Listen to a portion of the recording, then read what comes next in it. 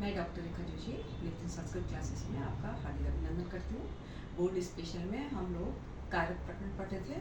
कारक में हमने द्वितीय विभक्ति वगैरह सब बताई थी, लेकिन कारक के साथ एक होती उपपद विभक्ति, वो भी हमें जानना जरूरी है, क्योंकि कुछ व्याकरणिक नियम होते हैं उसमें अगर वो हम जैसे से वगैरह ये देख के भी हम वो विभक्ति नहीं लगा पाते, हमें वही विभक्ति लगाना पड़ती है जो व्याकरण के हिसाब से। तो आज चले, पहले आप उपपद विभक्ति देखें आज, चलिए फिर आज करते हैं आज के शिक्षण स्थान।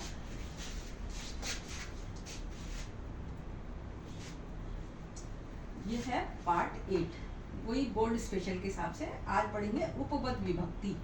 ठीक है, उपपद विभक्ति किसे कहते हैं? जब विभक्ति सामान्य कारक चिन्हों का अनुसरण न करते हुए, जैसे ने आ जाए तो हमें कर्ता लगाना है, कर्ता में तो चलेगा, जैसे मैं आता है ना, को करना और करना, उनमें जो हम विभक्ति लगाते हैं के द्वारा, ये नहीं लग के किसी पद विशेष के योग, प्राय अव्यय शब्द होता है। अव्यय शब्द तो आप जानते हैं, जो कभी वैसा नहीं होता, बिल्कुल वैसा का वैसा रहता है, जैसे निर शब्द है, और जो भी हम अव्यय लगाते हैं ना जिसमें चेंजेस नहीं आते, या कोई धातु होती है वो आए और जिसका प्रयोग वैयाकरणिक है, मतलब हमारे व्याकरण के नियम के हिसाब से है, तो वो उपपद विभक्ति कहलाती है। पर हाँ, कारक विभक्ति को उपपद विभक्ति से बलियसी कहा गया है, मतलब बलवान वही कारक विभक्ति होगी, लेकिन उपपद विभक्ति का भी हमारे उसमें व्याकरण शास्त्र में उल्लेख है।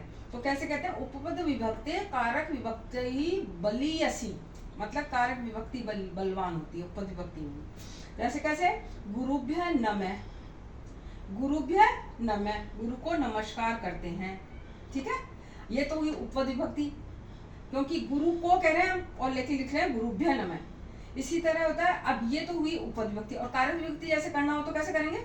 गुरुन नमस्करोति, गुरुओं को नमस्कार करते हैं, ये कारक विभक्ति है। ठीक है ना। अब प्रथमा में मात्र शब्द, संख्या शब्द के लिए आता है, उसमें एक वचन द्विवचन इस तरह से हम करते हैं ना प्रथमा में, तो इसमें तो ऐसा कुछ उपपद विभक्ति का वो नहीं है, और यही संबोधन में होता है, क्योंकि संबोधन में भी हम प्रथमा विभक्ति लगाते हैं, इसलिए यह है, प्रथमा में तो होता नहीं। अब द्वितीय विभक्ति होती है, द्वितीय में हम कहते हैं कर्ता ने कर्म को, कर्म विभक्ति ना, द्वितीय विभक्ति में कर्म होता है, कर्म को लगाते हैं, लेकिन यहाँ को नहीं होगा।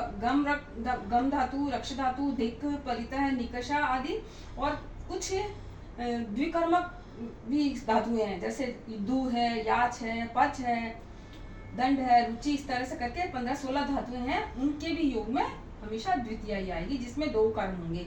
द्विकर्मक, द्विकर्मक कैसे? जैसे गाम दोग्धी पय, कैसे?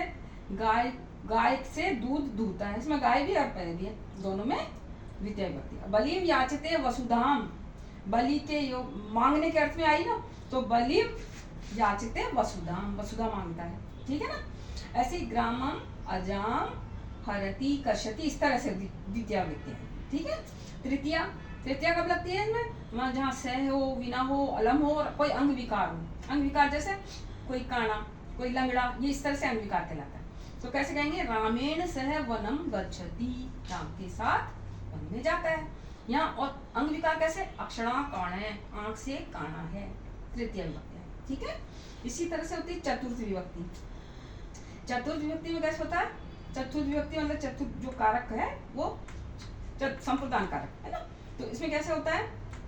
दा धातु, जैसे दा का तो यच बनता है ना, यच्छति यस्ते, दा धातु, नमः, स्वाहा, स्वस्ति, इनके योग में हमेशा चतुर्थी होती है। जैसे गोपाल है, याचकाय वस्त्रम यच्छति, वस्त्र देता है।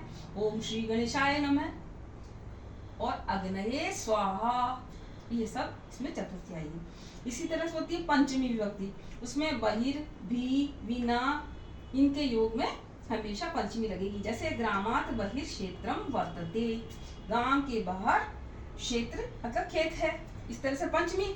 अच्छा, अब षष्ठी में क्या होता है? षष्ठी विभक्ति में ऊपरी, अधः, पूर्वतः शब्द, पश्चात शब्द, या तुल्य अर्थ में, जैसे किसी से तुलना की जाए, श्रेष्ठ है, और दिशा उत्तरतः, पूर्वतः, इस तरह से आए तो उसमें हमेशा षष्ठी होगी। जैसे कार्यस्य पश्चात गच्छ, ग्रामस्य दक्षिणतः उत्तरतः गच्छ, वृक्षस्य ऊपरी अधः, ये सब षष्ठी भक्ति हुई। कुसुमाकरः ऋतूनाम श्रेष्ठ, ठीक है, ये सब इसमें षष्ठी भक्ति। और सप्तमी विभक्ति कब आती है? निपुण, कुशल, चतुर, इनके योग में। जैसे कैसे कहेंगे? राजनीतिज्ञषु राजनीतिज्ञेषु श्री कृष्ण चतुर्थम निपुण कुशल आसीत्। ठीक है ना।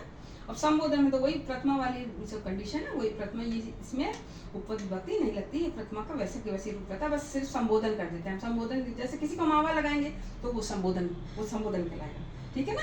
तो आज के लिए इतना काफी है। अब इनको सबको एक बार जरूर उपपद विभक्ति को आप देखिएगा, क्योंकि कारक विभक्ति के साथ साथ उपपद विभक्ति भी आपके उसमें आती है। तो आपको ध्यान होना चाहिए कि इसमें कोई उसके कारक के चिन्हों के हिसाब से नहीं होकर यह सिर्फ उस नियम से ही लगेगी विभक्ति। आज के लिए इतना काफी।